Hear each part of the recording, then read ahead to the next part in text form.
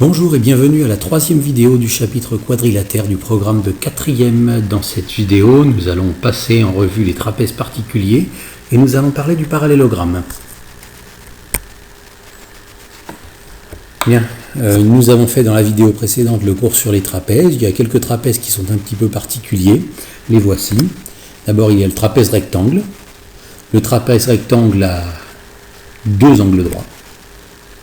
Il y a une des séquentes qui est perpendiculaire aux deux bases et l'autre non, parce que sinon on appellerait ça un rectangle plus simplement. D'accord ? Et donc dans le trapèze rectangle, si on vous donne un des angles qui n'est pas droit, vous connaissez l'autre puisque c'est son supplémentaire. Et il y a aussi le trapèze isocèle. Le trapèze isocèle, il est comme ça. Alors qu'est-ce que vous pouvez en dire du trapèze isocèle ?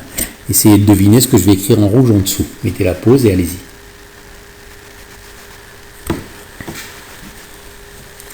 Eh bien, il y a une chose à dire sur ses côtés, il y a une chose à dire sur ses angles.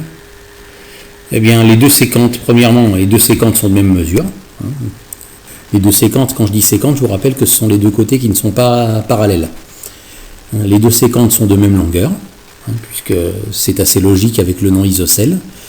Et les deux séquentes sont de même longueur, ça va nous donner des propriétés qui sont similaires aux propriétés du triangle isocèle. Dans le triangle isocèle, les angles de base sont égaux.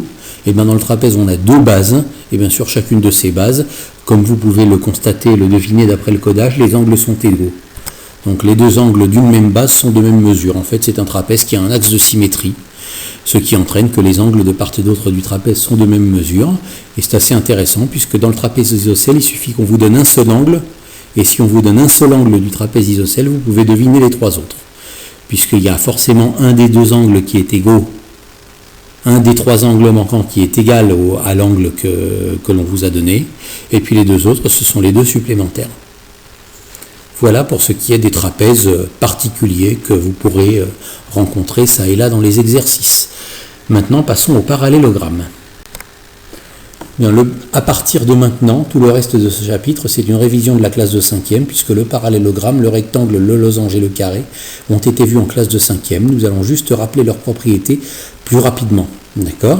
Mais essayez vous-même de définir le parallélogramme et d'écrire le plus possible de propriétés du parallélogramme. Donc écrivez tout ce que vous savez sur le parallélogramme, y compris la formule de l'air si vous vous en souvenez, et ensuite on va vérifier. Allez-y.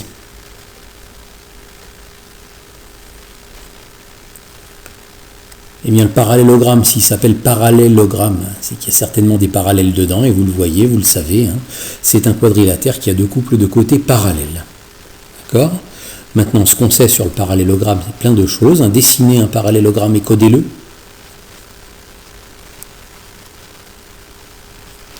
Je suppose que vous avez déjà pris l'habitude des codages du parallélogramme. Si vous l'avez fait, vous devriez obtenir ceci. D'accord ? Et dans les codages du parallélogramme, qu'est-ce qu'on lit ? On lit les propriétés suivantes. On lit qu'il a un couple de côtés parallèles et égaux. D'accord ? Ça, c'est une propriété qui sert à prouver qu'un quadrilatère est un parallélogramme. Si vous lui avez trouvé un couple de côtés parallèles et égaux, c'est un parallélogramme. Cette propriété-là sert aussi à dessiner des parallélogrammes sans les construire, mais d'après un quadrillage. On dessine deux côtés parallèles et égaux et on est sûr qu'on a un parallélogramme. D'accord ? On sait aussi que dans un parallélogramme, les diagonales se coupent dans leur milieu. On sait aussi que dans un parallélogramme, les côtés opposés sont égaux. Deux couples de côtés opposés égaux. On a aussi deux couples d'angles opposés égaux. Et un centre de symétrie. Ce que je n'ai pas mis, c'est que deux angles consécutifs du parallélogramme sont supplémentaires pour exactement la même raison qu'avec le trapèze. Donc en fait, si on connaît un seul angle du parallélogramme, on les connaît tous. Voilà. Et ce qu'il y a de particulier chez le parallélogramme, ce qui rend les parallélogrammes si intéressants, c'est que toutes ces propriétés-là, et la définition en plus, sont équivalentes. C'est-à-dire que si l'une de ces propriétés-là est vraie sur un quadrilatère, alors c'est un parallélogramme, et donc toutes les autres sont vraies en même temps. Ces propriétés-là sont toutes vraies en même temps, c'est-à-dire que s'il y en a une qui est vraie, elles sont forcément toutes vraies, ce qui n'est pas vrai pour d'autres propriétés, d'autres quadrilatères. Le parallélogramme a cette particularité-là qui est très très utile. Vous voulez prouver qu'un quadrilatère est un parallélogramme, vous prouvez qu'une de ces propriétés est vraie. Si une est vraie, c'est un parallélogramme et elles sont toutes vraies. D'accord ? Pour la formule de l'aire du parallélogramme, Ben, la formule de l'aire du parallélogramme fait intervenir la hauteur du parallélogramme. Sauriez-vous dessiner, rajouter à votre figure la hauteur du parallélogramme?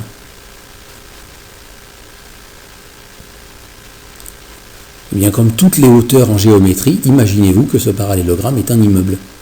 Imaginez-vous que c'est un bâtiment, que DC par exemple c'est le sol, que AB c'est le toit. Comment feriez-vous pour mesurer sa hauteur de haut en bas? Eh bien, vous iriez perpendiculairement, tout droit, par le chemin le plus court possible. Voilà la hauteur. Voilà, la hauteur, c'est en géométrie, c'est vous imaginez que c'est un bâtiment et c'est la hauteur du bâtiment. Et la formule de l'aire du parallélogramme qui a été vue en 5e, c'est que vous multipliez la hauteur par l'un des côtés qui lui est perpendiculaire. Moi j'appelle ça hauteur fois côté correspondant. Côté correspondant, c'est l'un des deux côtés qui est perpendiculaire à la hauteur, peu importe lequel puisqu'ils sont égaux. D'accord? Et là vous avez l'aire du parallélogramme. Donc voilà en gros, succinctement, ce qu'on vous a appris sur le parallélogramme en classe de 5e.